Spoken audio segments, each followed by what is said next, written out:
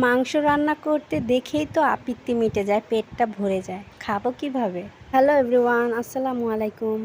আজকে আম্মু কবুতরের মাংস রান্না করবে। তো এখন চলে যাই রেসিপিতে। আম্মু ফার্স্টে কবুতরটা ভালোভাবে ছিলে নিয়ে তারপর ছোট ছোট টুকরো করে কেটে নিয়েছে সাইজ অনুযায়ী। তারপর প্যান বসিয়ে দিল আর এখন এটাতে দিয়ে দিবে পরিমাণ মতো তেল। তেল দেওয়ার পর এখন দিয়ে দিচ্ছে এলাচ আর দারচিনি আর দুটো তেজপাতা চিড়ে দিয়ে দিল। এখন এগুলো একটু নাড়াচাড়া দিয়ে তারপর দিয়ে দেবে কুচি করে রাখা পেঁয়াজ। আম্মুর থেকে রেসিপির ভিডিও করতে করতে এখন প্রায় আমিও অনেক কিছু শিখে গেছি। এক কাজে দুই কাজ হয়ে গেল। তারপর এখানে টুকরো করে রাখা ছিল রসুন, আর রসুনটা একটু আস্তে আস্তে করেই নাকি দিতে হয়। তারপর রসুনটা দিয়ে এখন এখানে একটু গরম পানি দিয়ে দিছিল আম্মু, আমার ভিডিও করতে খেয়াল নেই, যাই হোক দেখাই যাচ্ছে যে এখানে পানি দিয়েছে। তো পানিটা দেওয়ার পর এখন একটু ভালোভাবে নাড়াচাড়া দিয়ে দিচ্ছে। এখন সব গুঁড়া মশলা আস্তে আস্তে দিয়ে দিবে।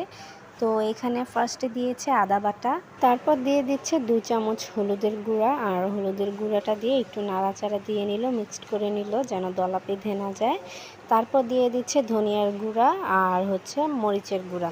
মরিচের গুঁড়াটা তো পরিমাণ মতো, যে যতটুকু ঝাল পছন্দ করে। তো আমরা একটু কম ঝালই পছন্দ করি, তার জন্য 2 চামচই দিয়েছে। তারপর এখানে দিয়ে দিছে কবুতরের মাংস। আমার তো এই মাংসগুলো দেখে প্রচুর হাসি পাচ্ছিল, কারণ কত ছোট ছোট মাংসগুলো। ছোট ছোট হলেও স্বাদ কিন্তু তার চাইতেও বেশি দ্বিগুণ। কথায় আছে না, ছোট মরিচের ঝাল বেশি, তেমনই আর কি। জিনিসটা ছোট হলেও মজা অনেক বেশি। তো এখানে দুপুরবেলা আব্বু অনেকগুলো পুঁটি মাছ নিয়ে আসলো। তো এইগুলো আম্মু আর ভাবি কাটতে শুরু করে দিল, কারণ এগুলো রেখে দিলে তো নষ্ট হয়ে যাবে, তার জন্য কেটে একবারে রেখে দিবে।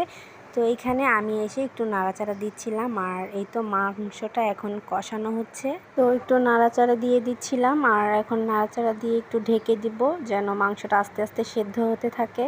আর ইদানিং নাকি একটা ট্রেন্ড বের হয়েছে, সবাই সবার ছবিতে লাড়াচাড়া দিচ্ছে।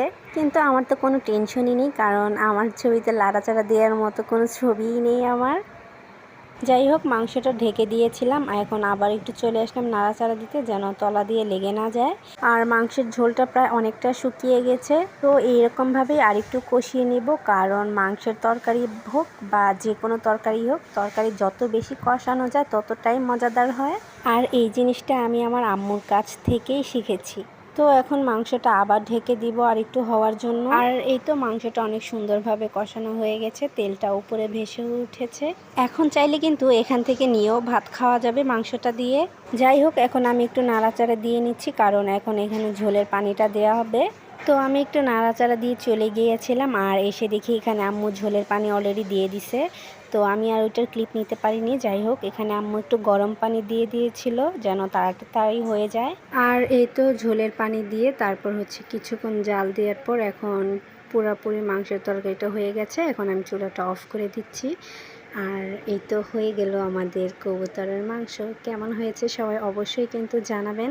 এইরকম মাংস খাওয়ার আগে দেখেই পেট ভরে যায়। যাই হোক, ভিডিওটা এই পর্যন্তই রাখছি। সবাই ভালো থাকবেন, সুস্থ থাকবেন। আল্লাহ হাফেজ।